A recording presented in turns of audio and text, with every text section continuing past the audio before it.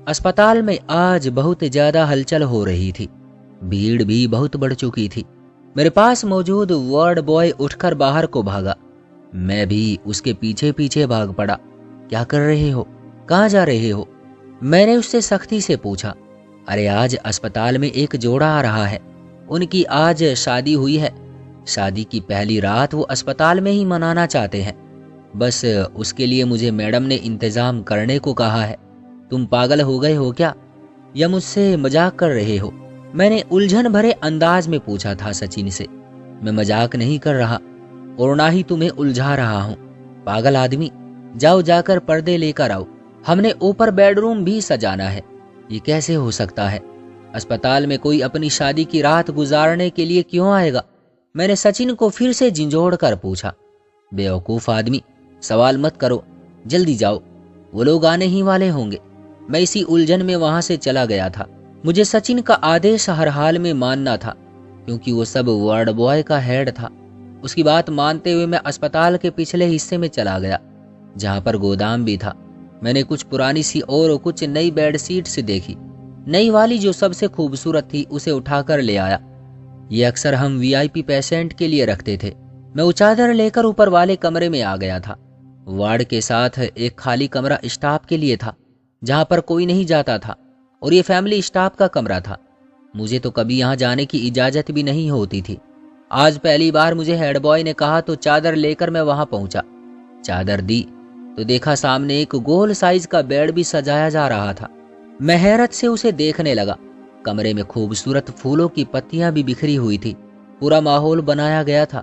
सचिन मुझे गुस्से से देखने लगा और बोला, देख नहीं रहे यहाँ पर उन लोगों ने आना है, नीचे चलो। मुंह उठाकर हर जगह ना आया जाया करो। मेरे दिल में एक झिझक सी हुई कि यहाँ कौन से पति पत्नी आ रहे हैं और क्यों आ रहे हैं। जरूर उन्हें छुपकर देखूंगा, मगर सचिन का व्यवहार मेरे साथ बहुत बुरा था, इसलिए मैंने सोच लिया कि मैं जो करूंगा अकेले ही करूंगा। सचिन को इस मामले में जरा भी तकलीफ नहीं दूंगा। वैसे भी वो बहुत मुंह बना रहा था। थोड़ी देर के बाद सचिन बाहर गया। उसने बाहर की लाइट ऑफ कर दी। कहने लगा, वो लोग ऊपर जा रहे हैं, इसलिए हमें यहीं पर रुकना होगा। उन्हें ये महसूस न हो कि अस्पताल में कोई और भी है। इस वक्त मरीज भी तो सोए हुए हैं। उन्हें पूरी तरह से खामोशी का एहसास होना चाहिए। हाँ हाँ, तुम उनके ससुराली बनकर उनका वेलकम कर लो, मैंने बीच में टोकते हुए कहा। उसने मुझे खामोश रहने का इशारा किया। 10 मिनट के बाद अस्पताल की लाइट फिर से जगमगा चुकी थी, लेकिन मुझे बहुत ज्यादा शक था। मैंने सचिन से कहा कि मैं जरा वॉशरूम जा रहा हूँ। ये कहकर मैं ऊपर वाले कमरे की तरफ बढ़ने लगा। मैं जानता था मुझे कुछ न कुछ देखने सुनने को जरूर मिलेगा। मैं इस राज की तह तक पहुंचकर ही रहूंगा। तो मैं सीढ़ियां चढ़ता जैसे ही ऊपर वाले कमरे तक पहुंचा, वहां मुझे दरवाजा बंद मिला। बंद दरवाजा जैसे मेरा मुंह चिढ़ा रहा था। जाहिर है पति पत्नी का दरवाजा तो बंद ही होगा, मैं सोचने लगा। लेकिन उससे पहले के कदम आगे बढ़ाता मुझे कमरे से अजीब सी रोने की आवाज आई। ऐसा लग रहा था जैसे कोई लड़की अपनी बर्बादी का मातम कर रही हो। किसी मर्द की आवाज दूसरी तरफ से नहीं आ रही थी, सिर्फ और सिर्फ एक लड़की की ही आवाज थी। लड़की की आवाज में इतना दर्द था कि मेरा दिल चाह रहा था थोड़ी देर वहीं ठहर जाऊं। लेकिन मुझे सचिन का भी डर था। वो अगर ऊपर आ जाता तो मेरा बुरा हश्र कर देता। मैं फौरन से नीचे भागा था और मेरा दिल जोर जोर से धड़क रहा था। अगर ये पति पत्नी थे तो वो लड़की क्यों रो रही थी? जरूर इसके साथ कोई बदतमीजी की जा रही होगी, या उसे जबरदस्ती यहाँ लाया गया होगा। मैं नीचे कमरे में आया तो सचिन वहां पर नहीं था। थोड़ी देर बाद वो मेरे पीछे आ गया। आते ही मुझे सख्त नजरों से घूरते हुए बोला, मैंने तुम्हें मना भी किया था कि ऊपर नहीं जाना, फिर तुम क्यों गए ऊपर? मुझे वजह बता सकते हो? मैं तो नहीं गया। लगता है कि तुम खुद वहां के चक्कर लगा रहे हो। सचिन गुस्से में चारपाई पर बैठ गया, पर उसकी नाराजगी मुझे साफ नजर आ रही थी। हम दोनों की नाइट ड्यूटी होती थी। मुझे भी नींद नहीं आ रही थी। मुझे गहरी सोचों में देखकर सचिन मुझसे कहने लगा, बेहतर तो यही होगा मेरे दोस्त कि तुम अपने काम से काम रखो। अगर ऐसी बात है तो फिर तुम भी अपने काम से काम रखो। मुझे क्यों समझा रहे हो? मैंने कहा तो सचिन फूंक कर बोला, मुझे तो यह आदेश मिला है कि मैं ये सारा काम सर अंजाम दूं। यकीन जानो, मुझे भी इस बारे में कुछ नहीं पता कि वो पति पत्नी कौन है और यहाँ क्यों आए हैं। मैं भी तुम्हारी तरह बस आदेश का पालन कर रहा हूँ। सचिन की बात सुनकर मैं भी हैरान रह गया। अच्छा, ये लोग यहाँ से जाएंगे कब? क्योंकि जब सुबह हो जाएगी तो वो कमरा तो खाली करना पड़ेगा ना। ये लोग बस सुबह तकरीबन 4-5 बजे ही यहाँ से निकल जाएंगे। मुझे तो हेड नर्स ने यही कहा है। अच्छा तो ठीक है, तुम फिक्र नहीं करो, हम जाते जाते इनका राज जरूर जानेंगे। मेरी बात सुनकर सचिन फिर से गुस्से से देखने लगा तो मैं चुप हो गया। तकरीबन 4 बजे थे जब अस्पताल के दरवाजे पर किसी औरत का शोर महसूस करके सचिन और मैं बाहर आ गए। वो औरत घूंघट किए हुए थी और सचिन को देखते ही परेशान हो गई, चीखें मारने लगी। बोली कि मेरी बेटी कहाँ है, उसे जल्दी से बुलाओ। सचिन उसे चुप करवाने की कोशिश करने लगा। बोला कि माँ जी, भगवान के लिए आप इस तरह मेरा तमाशा न लगाए, वरना सारी बात मुझ पर आएगी। आप ऊपर चलें, मैं आपको आपकी बेटी से मिलवा देता हूँ। औरत भी समझदार थी, खामोशी से सचिन के साथ चल पड़ी। सचिन उसे ऊपर वाली मंजिल में ले गया जहाँ उसकी बेटी अपने पति के साथ मौजूद थी। सचिन ने मुझे नीचे ही रुकने का कहा था, इसलिए मैं खामोशी से नीचे खड़ा हो गया ताकि मैं सचिन से बाद में सारी बात पूछ सकूं। पर फिर बाहर शोर सुनकर मुझे बाहर आना पड़ा। वो औरत, सचिन और लड़की एक जो घूंघट किए हुए थी, सभी हक्का बक्का खड़े थे और उनके सामने एक पुलिस वाला। हाँ मैडम, तुम कहाँ जा रही हो? रात को इस औरत को लेकर, ये मेरी बेटी है। मैं भी पीछे पीछे आकर खड़ा हो गया। अरे ये लोग पति पत्नी थे, आप क्यों इन शरीफ लोगों को तंग कर रहे हैं? इनके घर में जगह नहीं होगी, तभी अपनी शादी की रात यहाँ रुकने के लिए आ गए हैं। मेरी बात सुनकर पुलिस वाले का सारा ध्यान उन सब से हटकर मेरी तरफ हो गया। उसने मुझे गौर से देखा और फिर जोर जोर से हंसने लगा।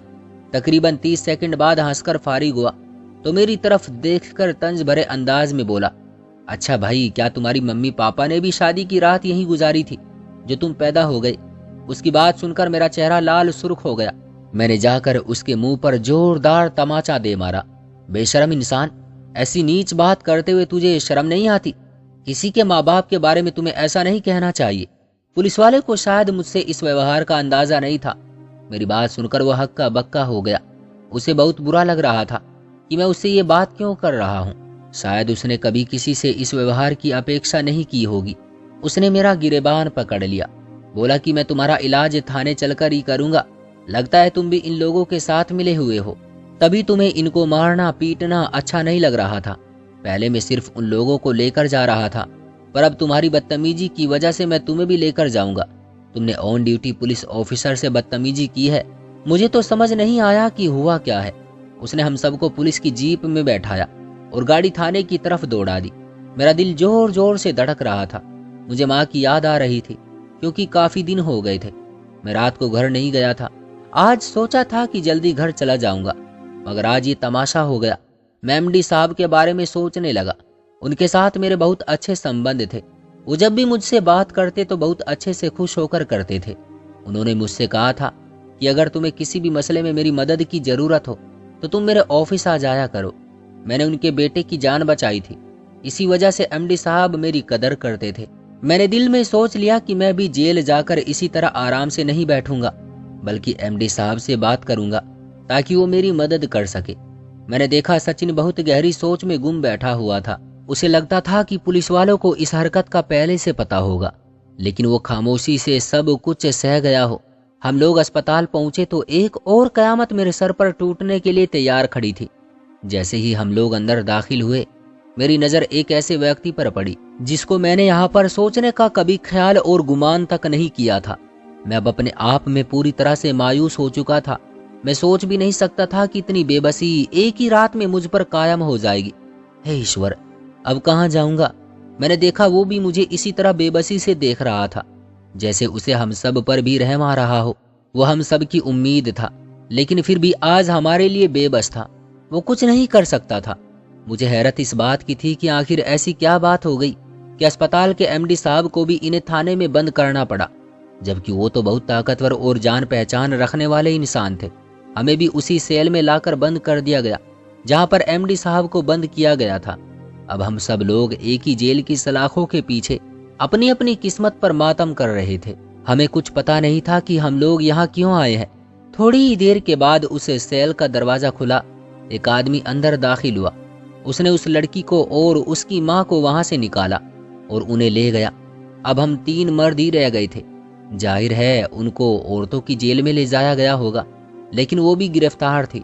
हालांकि वो तो सिर्फ माँ बेटी थी। मैंने सचिन से एक बात पूछी। सचिन वो लड़का जो कि इस लड़की का पति था, जिन्होंने अस्पताल में आकर अपनी शादी की पहली रात गुजारी थी, वो कहाँ गया? उसूलन तो लड़की का पति भी उसके साथ ही होना चाहिए था। सचिन ने मेरे आगे हाथ जोड़ दिए और बोला, भगवान के लिए इस वक्त खामोश रहो, मुझसे किसी तरह का सवाल मत करना, वरना मैं तुम्हारे मुंह पर थप्पड़ जड़ दूंगा। उसकी बात सुनकर मैं तो खामोशी हो गया था। थोड़ी देर के बाद एक और पुलिस वाला आया। उसने कहा कि आप सब डीसीपी साहब के सामने पेश हो जाएं। आपसे वो डायरेक्ट बात करेंगे ताकि किसी किस्म की कोई गलतफहमी ना रहे। सर का दरवाजा खोला गया। मैं, सचिन और एमडी साहब तीनों डीएसपी साहब के सामने हाजिर हो गए। सबसे पहले उसने मुझसे तहकीकात शुरू की। हे लड़के, तुम क्या जानते हो इस लड़की के बारे में? मैंने हकलाते हुए कहा, जी मैं तो इनके बारे में कुछ भी नहीं जानता। मैं तो इन्हें यहाँ पहली बार देख रहा हूँ। कल अस्पताल में इन्हें घूंघट में देखा था, चेहरा पहली बार देखा है। मेरी बात सुनकर पुलिस ऑफिसर हंस पड़ा और बोला, चलो लड़के तुम यहाँ से निकल जाओ, बिना वजह इस लड़ाई में मारे जाओगे। और हाँ, 5 दिन तक अस्पताल मत आना, वरना तुम्हारी खैर नहीं। उसने मुझे डराते धमकाते हुए कहा तो मैं भी वहां से निकल पड़ा। मैंने ईश्वर का धन्यवाद किया कि उस थाने से मेरी जान छूट गई, वरना मैंने उस कांस्टेबल के साथ जो बदतमीजी की थी, उसके बाद तो मुझे यकीन हो गया था कि मुझे थाने की हवा खानी ही पड़ेगी और कोई चारा नहीं था इसके अलावा। मैंने भगवान का शुक्र किया। वहां से रिक्शा लिया और फौरन अपने घर पहुंचा।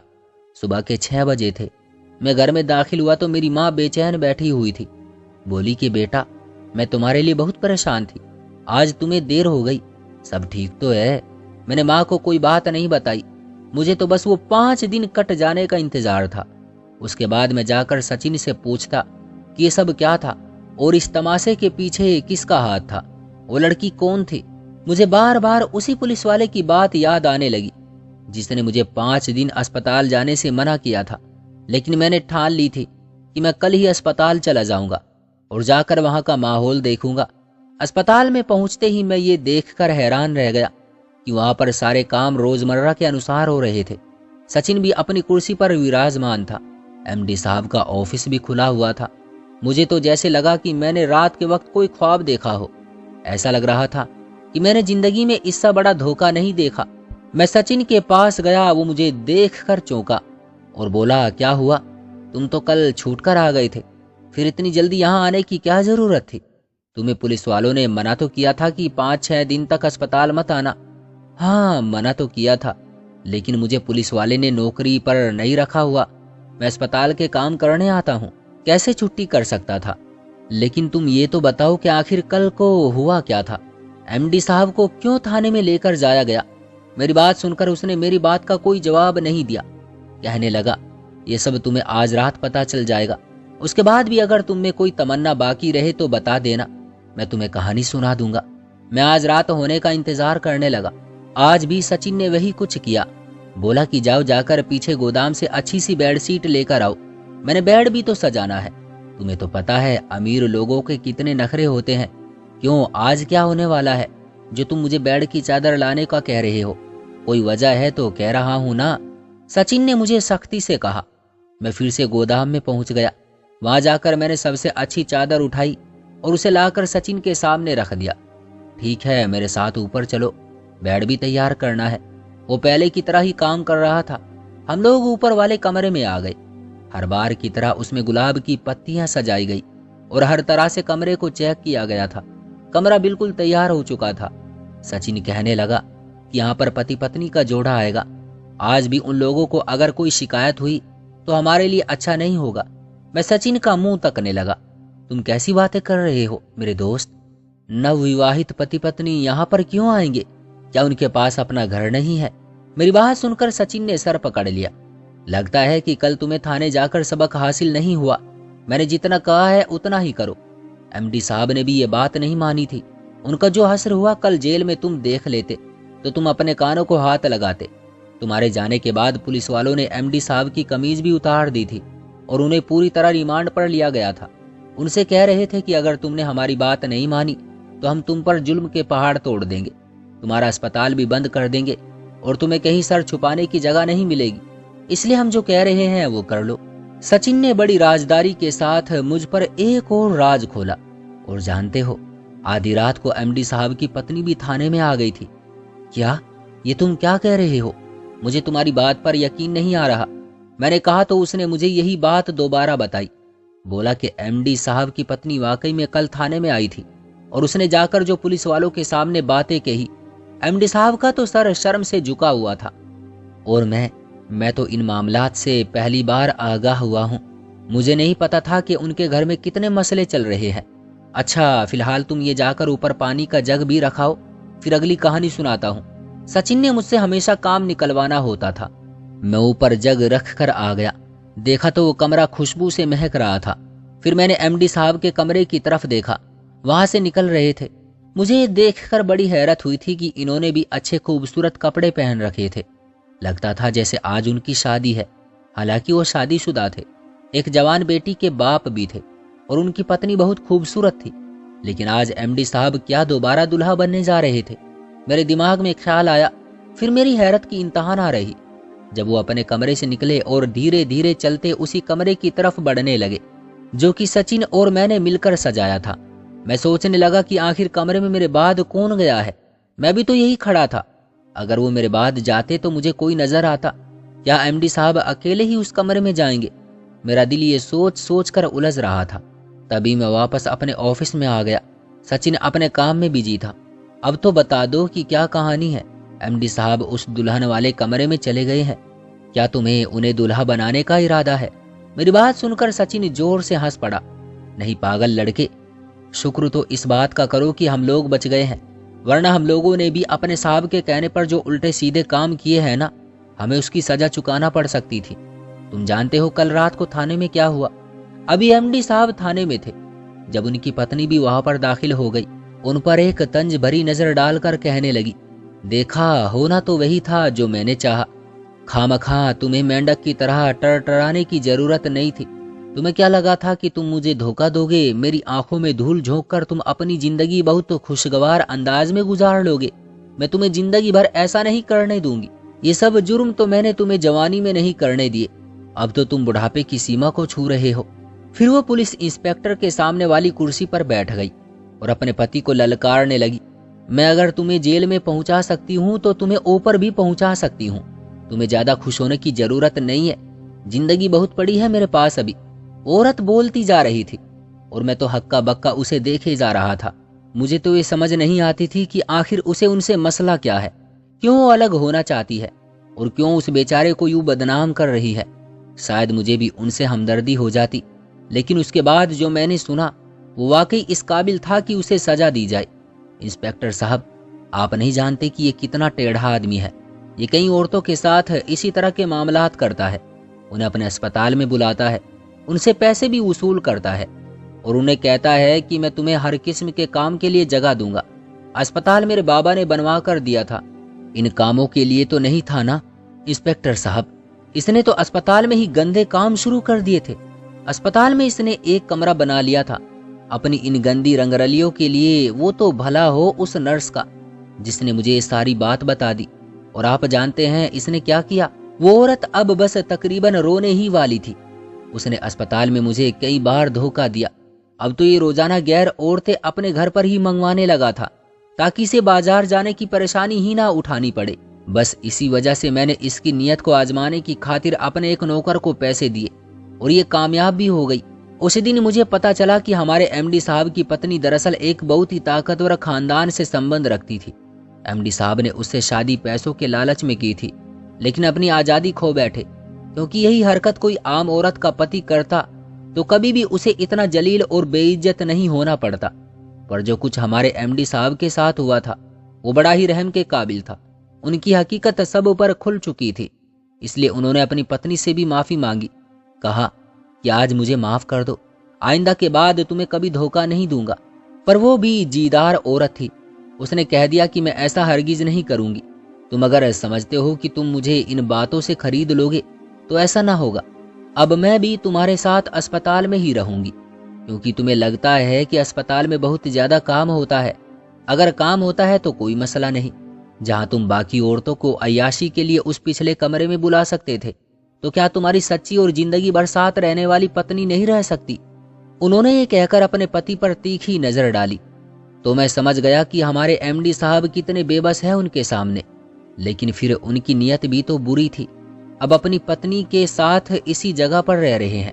उसमें भी उन्हें ईश्वर का धन्यवाद करना चाहिए, क्योंकि आजकल के ज़माने में कुछ लोगों को तो पत्नी ही नहीं मिलती।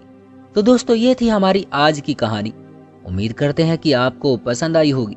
आपका क्या कहना है इस कहानी के बारे में? कमेंट करके हमें ज़रूर बताइएगा। वीडियो को लाइक कर दीजिए और चैनल को सब्सक्राइब कर लीजिए। मिलते हैं अगली वीडियो में, तब तक के लिए धन्यवाद।